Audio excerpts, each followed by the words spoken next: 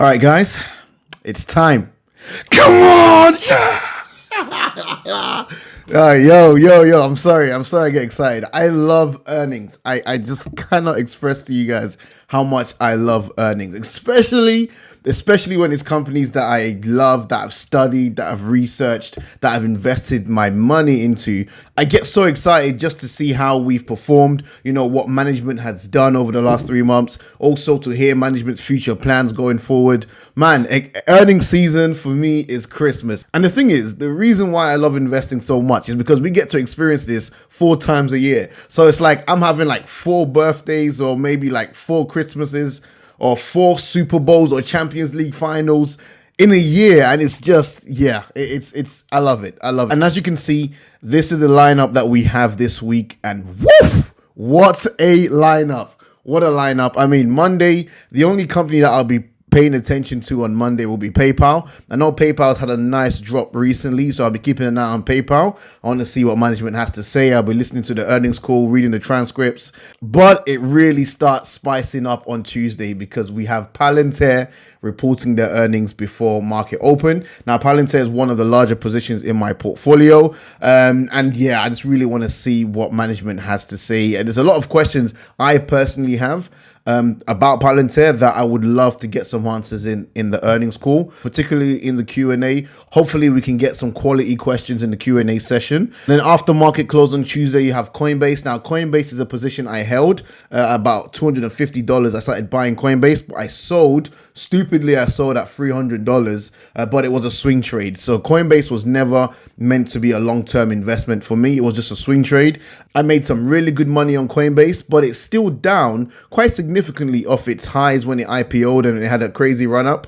So again, I'll be paying attention to Coinbase's earnings. I'll be listening to the earnings call. I want to see, does management have anything else to offer? Are you just a crypto brokerage service? Because if that's it, and if that's all you have to offer, then, it's not good enough. There's a lot of competition. You've got Voyager, you have Binance. I mean, you have the popular one with YouTube, what's it called? BlockFi. Yeah, you have BlockFi. I mean, they've reached out to me many times to ask me to promote their platform, but I don't use BlockFi, and I'm not going to push something on you guys that I don't use personally. So Upstart as well is reporting on Tuesday. I know Upstart has a huge retail investors fan base. I mean, people have been banking off Upstart, and I think for me, that's just one that got away. But hey, we made some money in other positions, so I'm not too fussed. But yeah, Upstart will be interesting.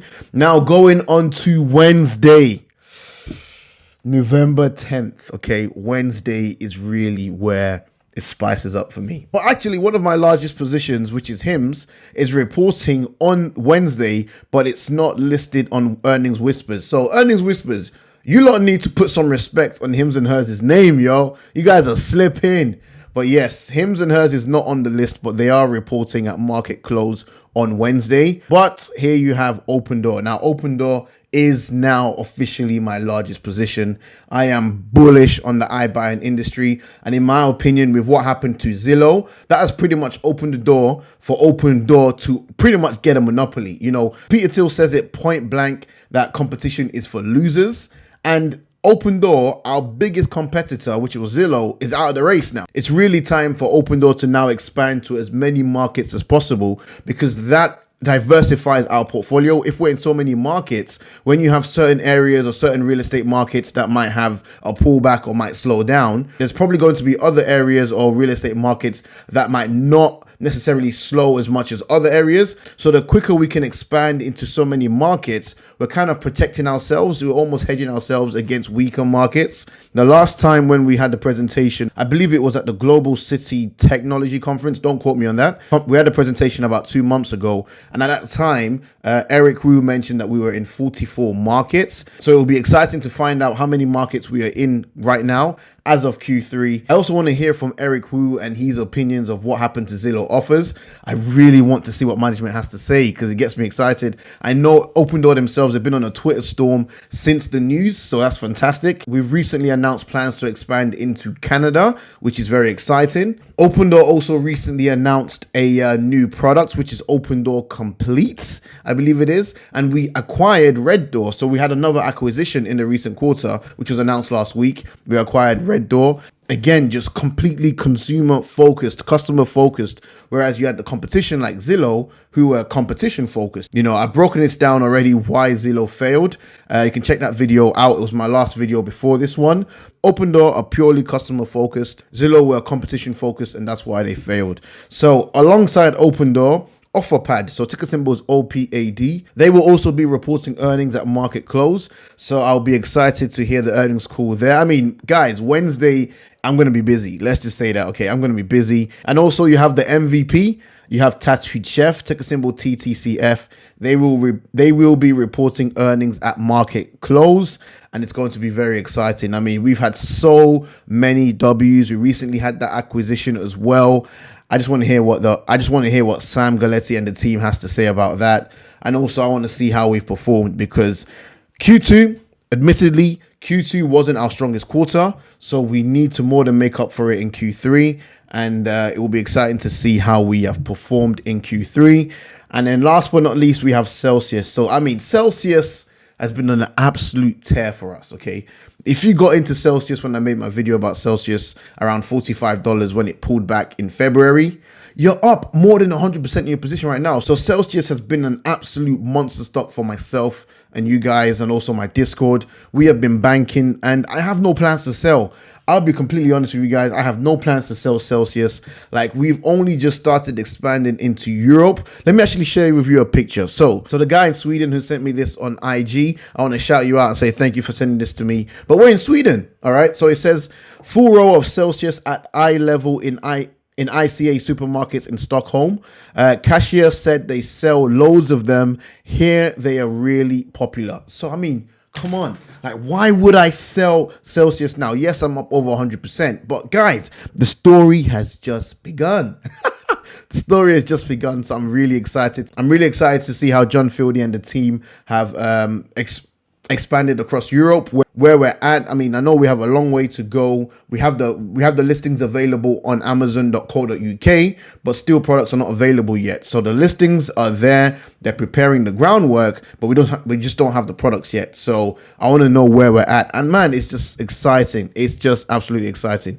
Now let's take a quick look at what analysts are expecting. Okay, so for Palantir, the average estimates for analysts is $385 million. Do I think we can beat that? I think so. I think we can match it, at least. At the very least, I would expect Palantir to match this, if not supersede this. So I think these estimates are spot on. Moving on to the analyst estimates for Open Door. Analysts are expecting $2.01 billion in top line for Open Door. I think we can do that. The real estate market has cooled off since, but we did see a spike in the most recent US new home sales report. So I think we can match this. I'm not entirely certain whether we will beat it, but I think at 2 billion, I think Open Door can do that. Now, with regards to HIMS, analysts are expecting 70 million for HIMS. I think we're going to beat that. I expect 75 million personally, but I think 70 million, not too bad. Okay, not too bad. Slightly low balling it in my opinion, but I'll be happy to see 17 million. Celsius, analysts are expecting 73 million. Are you taking the mick? Like, yo, for me personally, if Celsius doesn't report 82 million, I'll be disappointed. I'll be honest, that'll be a disappointment for me. If we don't see 83, or if we don't see 82 or 83 million top line for Celsius, I'll be gutted. I'll be quite surprised. Now, OfferPad, again, this is an iBuyer. This is a company that I have a very small position in, but I am interested in building this position up. The average estimate for analysts are 524.15 million.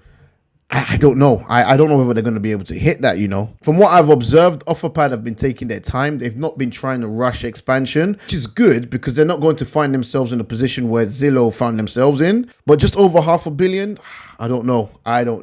Now, last but not least, we have Tattooed Chef, and the average estimate is $63.95 million. Now, we have to do this. We have to beat 63. Like I would want to see TTCF hitting 65. We had a really weak Q2. If management are expecting, I think it was 230 million for the year, for the full year 2021, I mean, we need to start putting in some big numbers in this quarter and also the next quarter. If not, management are going to have to revise guidance and probably lower guidance. And you know how Wall Street has been very unforgiving when managements have come out and they've reduced guidance. So we're going to need a big beat in this quarter from TTCF. Let's see whether we can do it, okay? I'm remaining optimistic, remaining positive as usual, but it's a big ask, but we need to perform. So this is the lineup that we have for this week, guys. It's a huge week for me. I'm sure it's a huge week for a lot of you guys that are watching this channel as well. If there are any other stocks that are reporting earnings today that I haven't mentioned, drop it in the comment section below. Let me know what you guys are looking forward to. But with that said, thank you so much for watching. I really appreciate your time. And I will definitely be seeing you this week because I am off on Tuesday, Wednesday, and Thursday. Like, I am off. Like, it's just there's just no two ways about it. Like, my agent already knew beforehand, like, don't book me in for any work. Like, I'm done. Like, just write me off for this week. So yeah, thank you so much for watching, guys. I'll catch you in the next one. Peace.